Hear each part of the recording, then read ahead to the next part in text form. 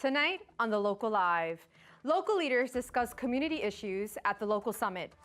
Larchmont Day was a success. See how LMC TV participated. We have the best moments and a fashion recap from the 70th Primetime Emmy Awards. And we discuss the state of the press on this week's Roundtable.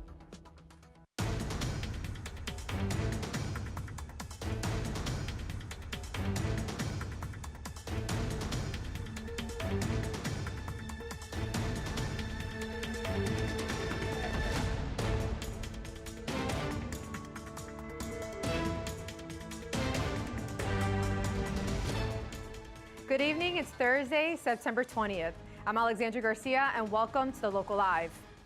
Village mayors Tom Murphy and Lorraine Walsh, along with Town Supervisor Nancy Sellingson, recently voted with other Westchester municipality leaders to approve an amended shared services plan.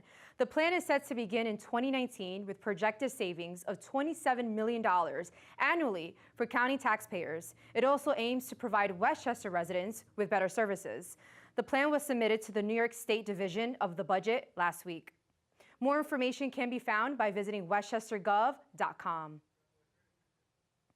At its September 5th meeting, the Mamaroneck Town Council unanimously voted to increase water rates by 3.5%. Mamaroneck gets its water from New York City, which did not raise its charges this year. The increase was effective September 1st, 2018. It will generate around $45,000 this year and increase residents' costs by an average of $30 annually. The local summit started its 2018-2019 season with municipal leaders discussing current issues for Larchmont and Mamaroneck. With all the divisiveness and polarization we have going on in our world at the moment, especially our nation, I do think that local government and county government and state government are really more important than ever, because we are the ones, especially local government, where your boots are on the ground here. This is your quality of life issues, and we are working together with the county. We're lucky to have a cooperative county executive now too, and it is really an important time, I think, for local government. When I first became mayor 2.5 years ago, our vacancy rate was about 12% in the downtown area. We've managed to get it down to somewhere between 5 and 6%. Really very importantly and telling is that several of the stores in Larchmont have expanded or are planning to expand very soon. And that says to me that if you have a well-run business, there is definitely, Larchmont is a healthy place for you to have your business. There's a lot of buying going on, and that we are on the rise. One of the things that the board has initiated in the past year is something called the Safe Streets Initiative. We're all overbooked. We're all stressed. At the end of the school day, we got to get this kid to ballet, this kid's got to go to soccer, and it makes for a hectic life that we've given ourselves. But that being said, we could all slow down and protect our children, and that's the message that we're trying to get out. This is about protecting our kids.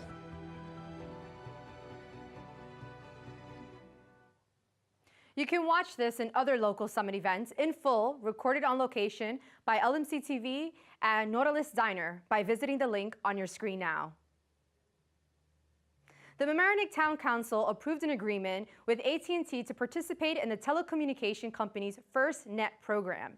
AT&T has been working with federal and state governments to develop a cellular service network that prioritizes public safety communications during an emergency. In order to join the FirstNet program, however, the town must also be a part of what's called the NPP-Gov procurement program. NPP-Gov focuses on technological equipment, computers, telephones, things like that. We're actually in the AT&T system now, so they're going to just exchange the phones. So the phone has the, I think we have 36 users. So it's the employees that have the employees that are phone. assigned phones will have a phone with this feature. So even if they're not emergency personnel, like recreation? No, only the emergency personnel will get the phones with the push-to-talk feature. Okay. And the priority. and the priority So it goes calling. together. That only is for emergency service personnel. Whenever cellular communications are not fully functioning during emergencies, first responders with phones under the FirstNet program will have priority to make and receive calls. The phones will also have a push-to-talk feature like a walkie-talkie. Tying in with that development, September is National Preparedness Month. The flooding caused by Tropical Storm Florence on Tuesday reminds us that it is important to have an emergency plan in place to help you, your family, and your community. You are also encouraged to take time to learn CPR and first aid and study how your insurance operates in times of disasters. For more information on being prepared for a possible flood, visit www.ready.gov/floods. And now Maura Carlin will lead a discussion on the state of the media in tonight's roundtable.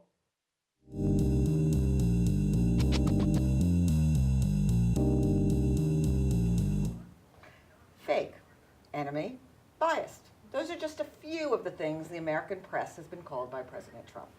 Tonight I'm joined by two journalists to discuss the state of the press in our society. I'm Maura Carlin. Thank you for joining us. We are joined here by Lou Young, who is a longtime reporter for CBS News and is now Director of Communications for Sussman for Attorney General. Alina Tugend is a New York Times contributor and a journalist who also writes for other news outlets. And we have our own news director, Sibylla Chipaziwa. And as always, you can join the conversation. Call, email, tweet, the contact information's on your screen. So I'm just going to dive right into this. Is the press the enemy of the people? Heck no. I had to. No, it's not. It's not. It is the safeguard and the protector of facts. The watchdog. The thing that checks. Is it always right? No. Has it been somewhat sensational of late and perhaps drifting a little bit? Yeah, but essentially, it's the essential element of a democracy. Without it, it's not going to happen. What do you think, Alina? I think, of course, I absolutely agree with Lou being a journalist, but I also feel that the press has covers such a wide entity now. We're not just talking about newspapers or TV, we're talking about internet, we're talking about online magazines, we're talking about many different things. And I think the press, as I think about it, the professional press that cares about facts, that of course doesn't always get it right, but tries to, is absolutely the safeguard of a democracy. And it's very sad that you even have to ask that question in a way. Is it the enemy of the people? And shooting the messenger is an ancient tradition. You don't like the news, you blame the messenger. You don't like it. I mean, you want to hear what you want to hear. So that's a natural impulse. This isn't the first time it's happened. That was actually where I was going. I was going to add to that. Who remembers the nattering nabobs of negativity? Yeah. Spiro Agnew. I was in high school. Richard Nixon was lashing out at the elitist left-wing press, right? And his vice president, who ended up being a convicted felon, and the president himself, who ended up resigning and being pardoned, tried to make the bearer of the bad news the enemy. That could be very well what's happening again. And so that message you have to be suspect of. I would just to add, I'd say absolutely true. And the only difference now is Twitter and all the social media, and that we have a president, well, Nixon, of course, and Agnew did attack the press. We have a president who's gone that much further in demeaning it. And we have fake news that is enforcing And there that. are people who are buying it. I mean, I have seen bumper stickers that say Absolutely. biased media, fake news, but it's not new. enemy of the people. It's not new. It happened during the Vietnam War. We the media, lost the Vietnam War. We cost America the war by not reporting on it. playing the game. Yes. And not buying the government's line on things and reporting accurately what the members of the press were seeing then. I was going to say I was too young, but what people saw then. And that there was a time at which they leapt from the World War II model where you went through censorship and you accepted all that, to where they actually said, this is not, they're not telling us the truth, it's a lie, and they changed their reporting. And that became, when they refused to play the game anymore, they became the enemy. So if we're not going along with the government, we become the enemy. You don't want us going along with the government, trust me. There's a I'm sorry, Mark, there's a well-known saying, you know, that journalism is to comfort the afflicted and afflict the comfortable. And I think that that is always, every journalist should keep that in mind. And I think, though, unfortunately, too many people think the role of journalists is to comfort the comfortable. Well, one of the things, and I think it's relatively new, is that there's there's actually a spectrum of media, whether it's press, that is, you know, actually opinionated. So what I want to ask is, let's take the opposite ends. Is there a difference between Sean Hannity and Rachel Maddow in terms of what they're doing to the press? Well, they're the same thing. They're commentary, and they're on opposite ideological sides. And I may believe one is more competent than the other, but they're not the news. They're analysis, and the people don't seem to understand the difference between news and analysis. So how should we determine which is news and analysis? Some kind of critical thinking that maybe people should be taught. Well, I think there definitely needs to be a lot of media literacy taught in schools, starting very young. I think not just to learn the difference between opinion and news, but also to learn where you get your sources, what's a valid source and what's not, and why is that. Also, we lived in London, my family, for quite a long time. Their journalism is opinion-based. We are a fact-based. They're the major newspapers. You know which one's on the left, you know which one's on the right. That's not how we've done it in American journalism, and that's not how it's done, though many people would disagree with that. The papers are fun to read, though, aren't they? They certainly are. I think it's really interesting to note how you had mentioned with, you know, Nixon's, you know, presidency and even the Vietnam War, and how now, you know, it's social media has just taken over and has changed everything, and we have, you know, Trump in the White House now. It's interesting how with shifts, like, so with the Vietnam War, that's when people would say war came home. It came into your living room. Absolutely. In the evening, you know, you could turn on the news and just watch the horrors that was happening there. And now, whatever time he wakes up, 6 a.m., he hears whatever, and he just goes off on his phone. And I guess it's more, you know, he's more accessible by the public in that way, and I guess more visible, but then just the medium of social media, it's just very me, you know, it's my opinion, and Yeah, you don't want, but you know? in the president's case, you don't want to confuse the messenger with the message. Well, yeah. Or the media with the message. Yes. In other words, he has his own message. He's got his own faults. Those faults may have been the same in a different age, but they manifest themselves differently because we are where we are now. So I wouldn't want to blame Twitter necessarily. Yeah, We're going to have to take a quick break, but stay with us because we're going to continue our discussion on the state of the press and the difference, in fact, between professional and citizen journalism. So stay with us. We'll be right back.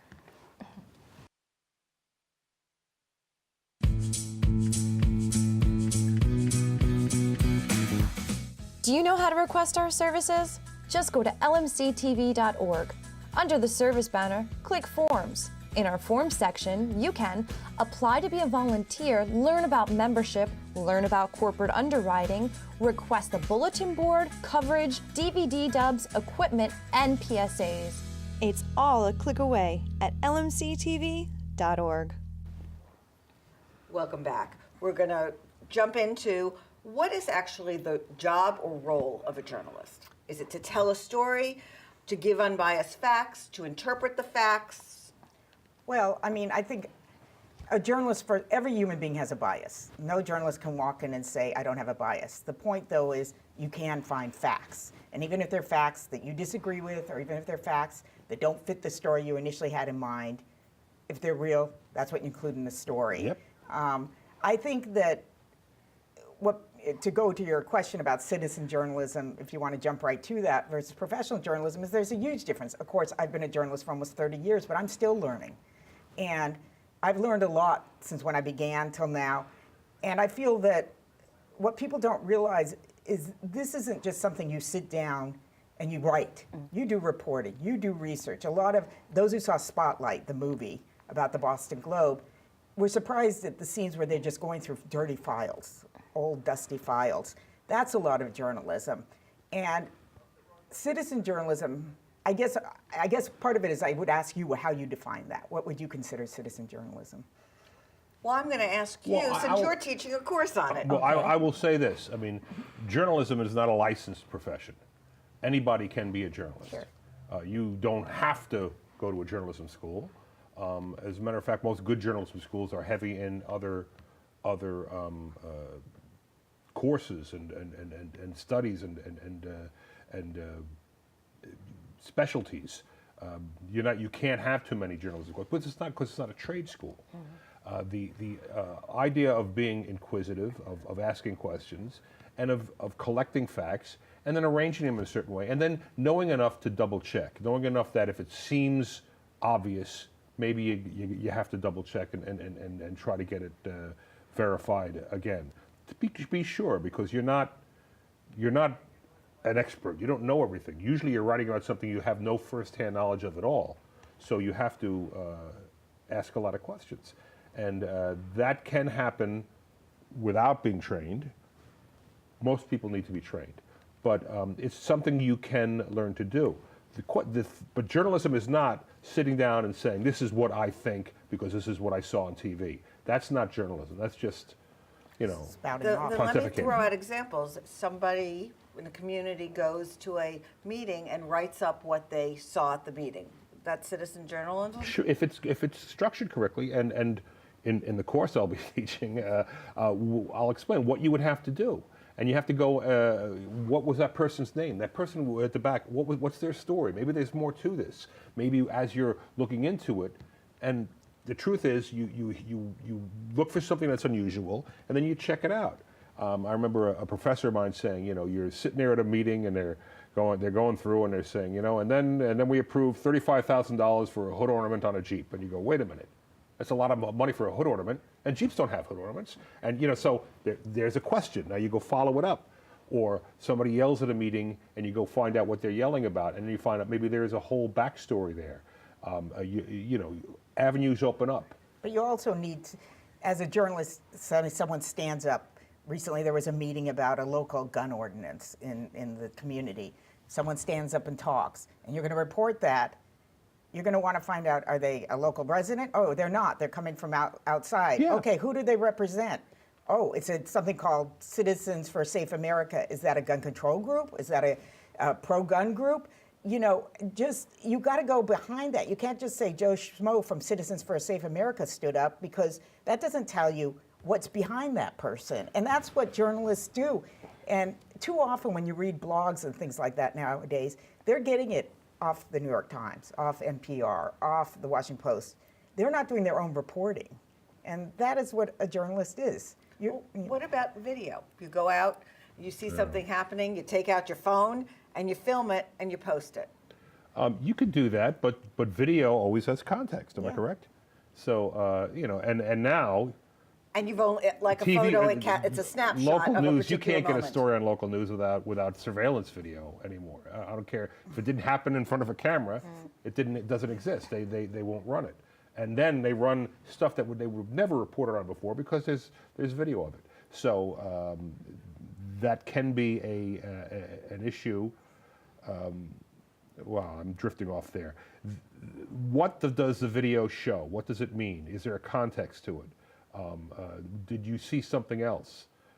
And then we get to the issue of fake news, which there is a real thing called fake news, and it means that news is absolutely made up, which is why the accusation that the real news is fake news is so abhorrent. It's such an outrage, because there is a real thing about where people make things up to try and get people's tempers flared up. I could tell you some great stories about fake news I came across, and we stopped it. We didn't report it. But it takes a journalist's skill to realize something's not right. Did anybody see this? Is this picture correct? Yeah, it was on Facebook. No. Did you see it? And this has actually happened. And then you go and nobody in the town actually saw the thing that there's a picture of in the town, and you realize somebody just made it up and doctored it and photoshopped it. Well, what do you think of the other night? Anderson Cooper came out, and actually he had been accused of doctoring or faking some film that he was out in the floods for Florence, and it was a video from 10 years ago from some other club, and they said that he was on his knees to show how deep it was, but it was Florence. Okay. And he actually, instead of being quiet like he has been in the past, came out and said, "This is ridiculous. This is a 10-year-old video." And is that what people have to do now? Come out and defend themselves and clarify the record? If you can, right? Yeah, I mean, I don't know that situation, so I'm not totally clear on what it is. I guess what I would, just to go a slightly different tangent, is Lou's absolutely right. There is fake news, but too often people now sort of throw up their hands and say it's all fake, and it's not. Most journalists I know, they're always bad apples. Are very hardworking and do the best they can to get the best story out there. Mistakes are made, but that's not the case with really professional journalists. Usually fake news means I don't like it. Yeah. I'm going to let you tell about where you're teaching your course and how people can sign up. LMC TV, I think the class is at Mamaroneck High School. It's the Lordstown Mamaroneck Center for Continuing Education. And there are 4 classes in October and 4 in November. The 4 classes in the 4 class sessions in October are the elements of news. Just why is it? You can tell stories, but why is a news story a news story? And there are ways. People may disagree with it, but I have a way of evaluating that I learned, and we'll go through that. We'll have an assignment editor come in and explain to people how decisions are made. And this is 2 things. You can learn how to do news, or you can learn how to evaluate it. Because a lot of times you see that you'll go, why did they cover that? And because it's not really news. But why isn't it news? It's kind of weird. It just being weird doesn't make it news. Or sometimes it does. Yeah. But there's a way to evaluate it, and you'll learn that. And then the second course, Citizen Journalist, is just really taking those elements and just observing things and then trying to tell a story. And then realizing what you were saying, that there's more to it. You can't just sit down and write it.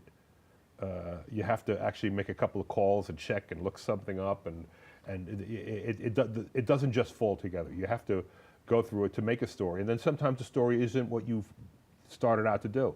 And you have to be willing and you have to change accept it. that. And I mean, one of the first things I was ever told as a very young journalist is 10 editors will get a story and can change it in 10 different ways. 10 reporters can write the same story. There are many different ways to write a story. That doesn't make it wrong or right, but there's basic facts that are going to be correct or not correct. Which is what, I mean, my tumultuous final years in local TV news, that's not what we discussed in the morning meeting. It changed. I hadn't left the building yet in the morning meeting, and this is what I came up with. But that's not what we teased. Exactly. So that's what I was talking about. We're going to stop you there. We're going to come back. I could go on and on. We have to take another quick break, and we're going to continue our discussion with the press in just a moment.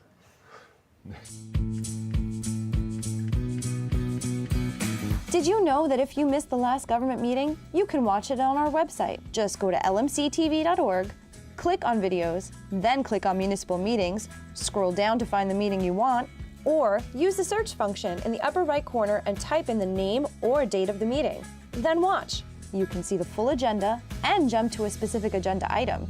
It's all a click away at lmctv.org. Welcome back. Okay, so what is the press getting wrong, and what is it getting right? I know you have strong feelings. Well, I feel like I'm hogging I'll tell you this. I mean, people say, the liberal media, all right? And in some ways, reporters tend to be maybe politically liberal because they, I guess, real liberals reevaluate what they think all the time. Left-wing ideologues don't, but liberals do. But they work for corporations, and corporations are conservative.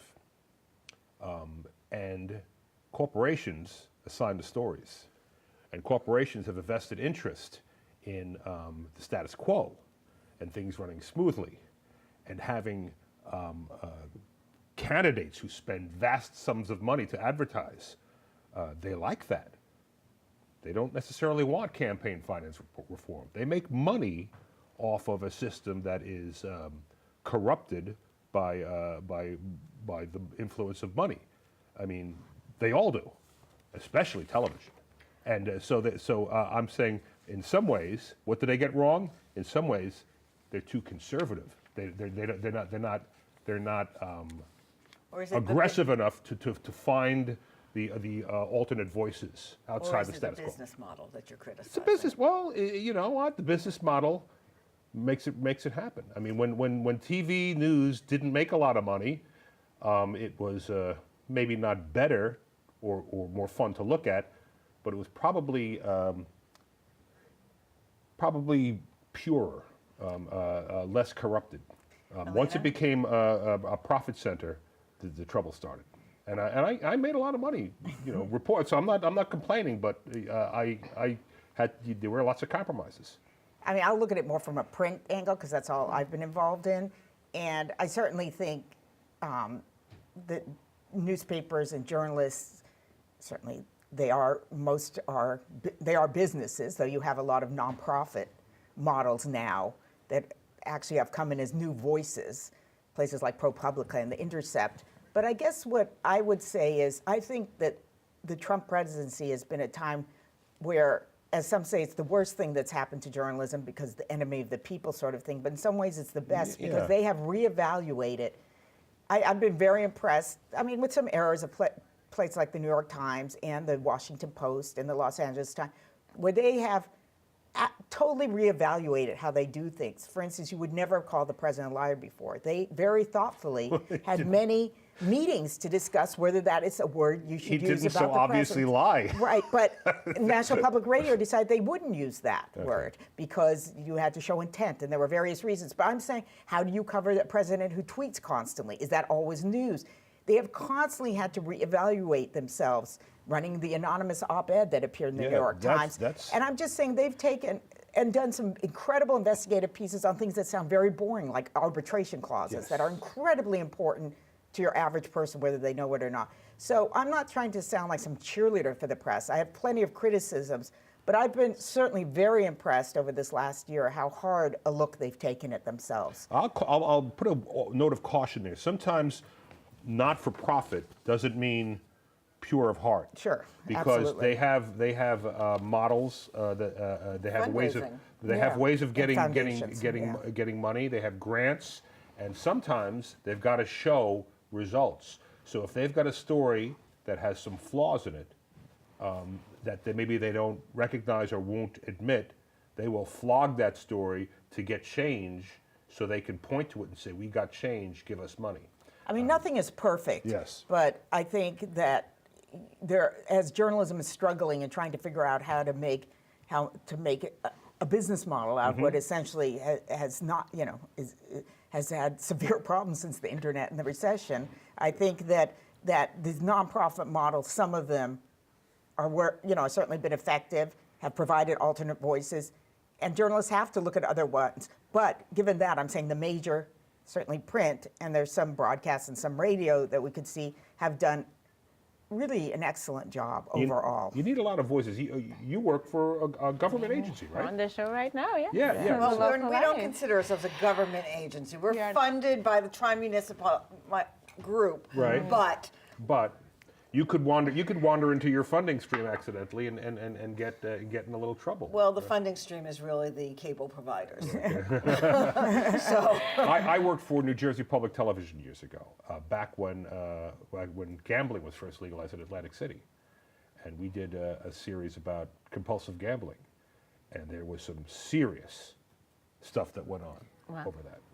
Can I interject one thing? Sure. I think one thing, I do think people and corporations have biases, and I think sometimes they come out and it's bad. I also think most people don't realize what goes in, how often what happens is just a matter of pure chance. The timing a story breaks, how much space you have. You've had 3 depressing stories on the front page, let's put a lighter one on. I think that people do not realize how random a lot of this is. There's not some great conspiracy We behind don't have time it. for conspiracy. That's right. Or the organization for conspiracy. Before we finish, as we're running out of time, can we just talk about your thoughts on local journalism, which is Sibylla's expertise here, and what it's like to cover the difficulties in covering the community you live in? I want to say that, first of all, certainly, again, this past year, it's sadly missed how much local journalism we don't have. I think a lot of people have talked about it's become more and more apparent how important it is, and people understanding the elections. Has it become difficult to follow Local issues. news? I think Do you so. feel? I think okay. so. Speaking in this, I think, you know, you have the Journal News, you have LMC TV, you have local TV stations, but it's very hard to get it in the way I think you used to when maybe the Times had its own section that covered it. You don't have that anymore. A couple of other, I can't think right now, but a couple of other outlets that specifically covered local are gone. And I think it's gotten harder and harder to find it. And it's really shown in how little people know about local politics and local events. And because you have so many sources of information, the evening news, the 6 o'clock news, is no longer the news. Yeah. I can't remember the last time I turned on the 6 o'clock news or the 5 o'clock news and learned something I didn't already know. So it's not the news, it's a TV show about the news. Therefore, all the flashy videos and interesting things and talky pieces about whether or not salt makes you impotent or whatever it is. I mean, whatever. I mean, whatever the latest weird thing is, you know, or what do you think of this video, or what do you think of this Snapchat thing, or you know, should so and so have said this, and all this celebrity news. That's what makes it run, because it's a TV program, and you're not really informing people. They already know what you're telling them. Can I just say that I think that's true. I think you have a vast majority of people who don't care about strong news or local news, or in general, they're more interested in the clickbait or whatever. But I think you have a significant minority that have become increasingly interested. I think just the fact, for example, the recent election and the IDC candidates mainly losing, people now know what IDC was, who never knew it, myself included, who never knew what it was a year ago, and are hungry for more. I mean, that may be statewide, but local also has a role to play in that. Like was a guy named, a reporter I know, Dominic Carter. He works for FiOS One, and they're underfunded, and they deal with it. But he does state politics. Well, nobody does state politics. I mean, nobody. No TV does it, right? So I go, this is interesting. I sat down and watched it. You know, I said, this is, nobody's doing it. They do, you know, they'll run up to see if Richard Gere is going to run for Congress, you know, or something like that. But they won't cover the Attorney General's race. Well, we are actually out of time. I want to thank you, Alina Tugend and Lou Young. Sibylla, of course, always a pleasure. Thank you for watching the Roundtable. Stay tuned for more of The Local Live, and we'll see you next week.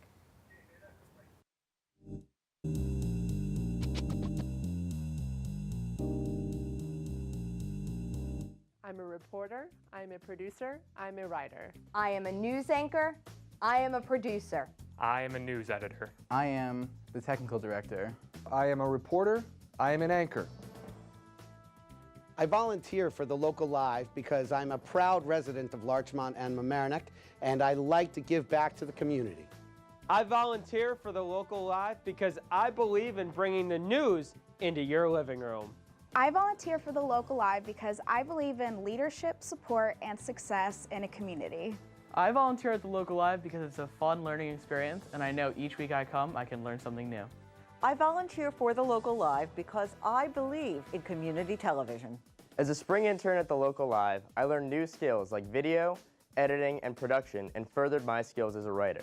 The internship gave me confidence as I embarked on my journey through the world of journalism. We are The Local Live. We are The Local Live. We are The Local Live. We are The Local Live.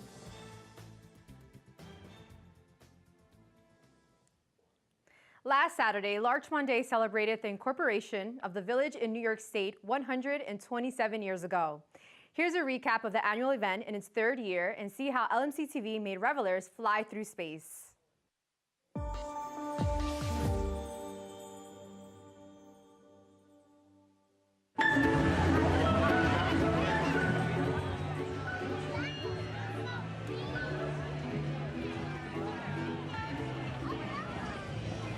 Welcome to Larchmont Day. I'm Mayor Lorraine Walsh. I have with me the Board of Trustees of the Village of Larchmont. We have Bubba Finelli, Sarah Bauer, Carol Casasa-Herman, and Malcolm Froman. We have lots of things to do here. The food truck.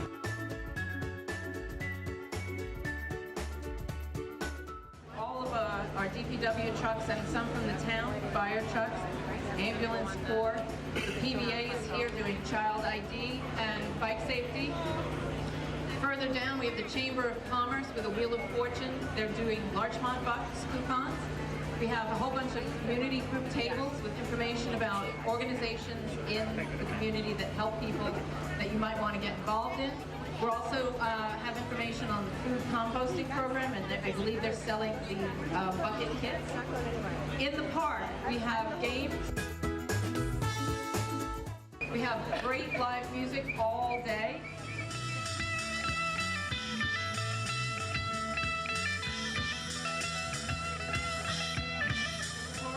We have pony rides and a petting zoo.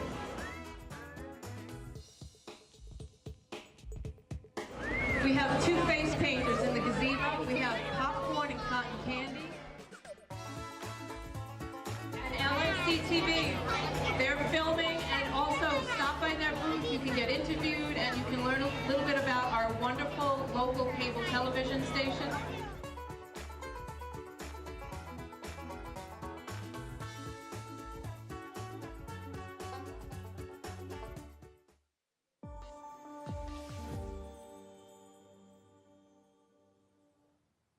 If you flew through space with us on Saturday and would like your footage, visit lmctv.org for more information. Sebastian Hall brings us the best parts from the 70th Emmy Awards celebration on this episode of Fashion Rundown.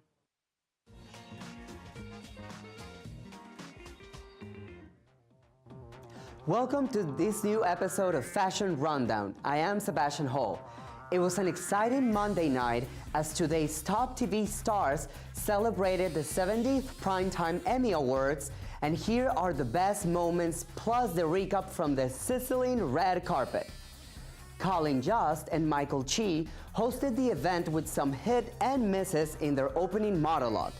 As the night progressed, it was clear that streaming services as Netflix and Amazon were equally winning to HBO and FX. Betty White received an standing ovation as the Television Academy celebrated her journey on the small screen. Matthew Rhys received the Emmy for Outstanding Lead Actor in a Drama Series, The Americans, and Claire Foy as Lead Actress in The Crown. RuPaul's Drag Race won the Emmy for Outstanding Reality Competition Program and SNL for Outstanding Variety Sketch Series.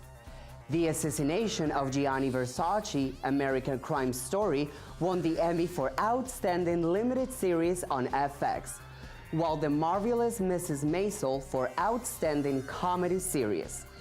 To close the event, Game of Thrones won for Outstanding Drama Series on HBO. And director Glenn Weiss stole the night as he proposed to girlfriend during his speech as he won the Emmy for Outstanding Direction of a variety special, which was the Oscars. But enough about the awards. Let's talk about the fashion hit and misses on the red carpet. The talented comedian Tiffany Haddish, which I love, showed up in this colorful dress and playful dress that show happiness, but to me, she left a comedy special at the circus and arrived at the Emmys with the circus tent on her.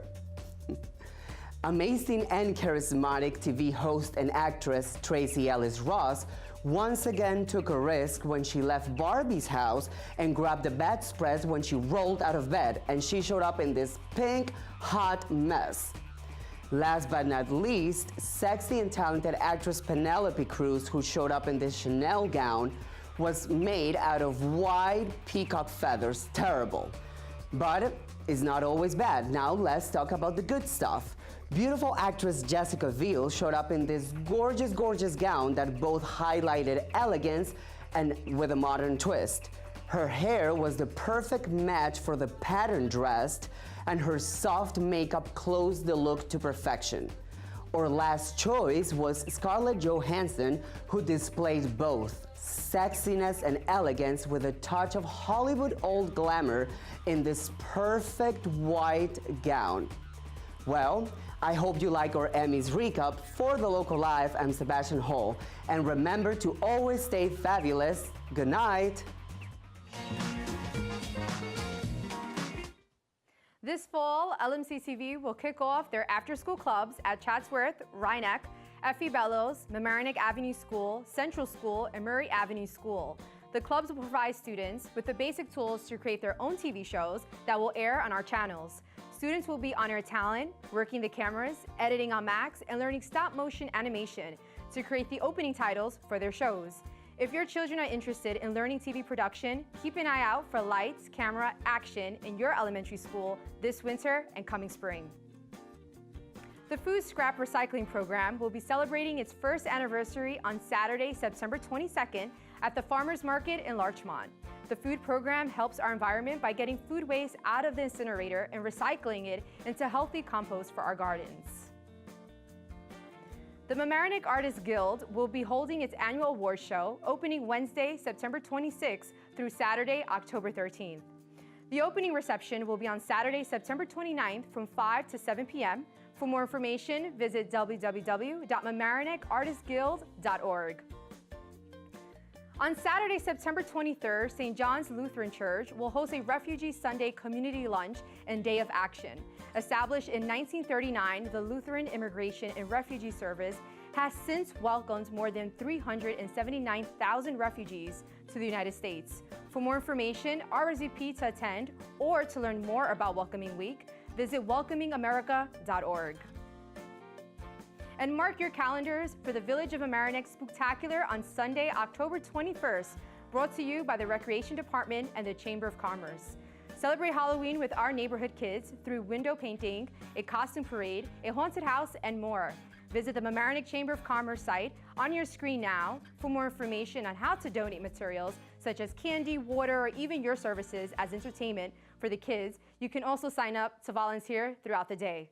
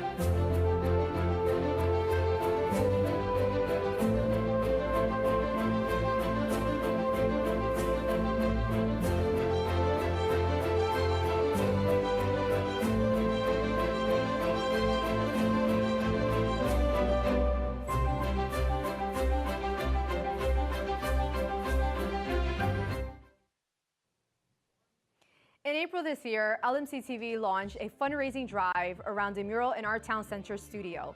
We have a new donor this week. Thank you to all who have donated. The mural is still missing some pieces. Individuals as well as groups can help by visiting lmctv.org/communitymural.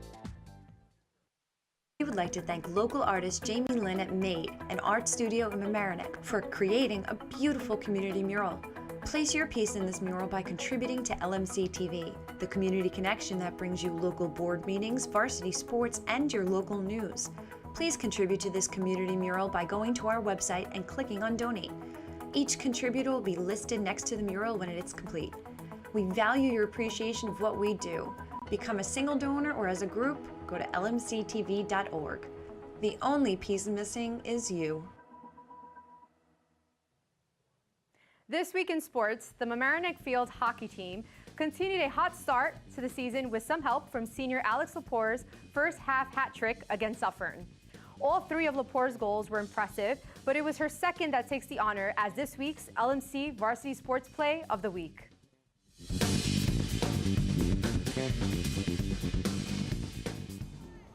And Aaron Carter makes a pass to the center, and this is a great pass and a goal. This time, it looks like Alex Lepore with another goal, her second of the game. And Mamaroneck takes a 3-0 lead with 6:54 left to go in this first half.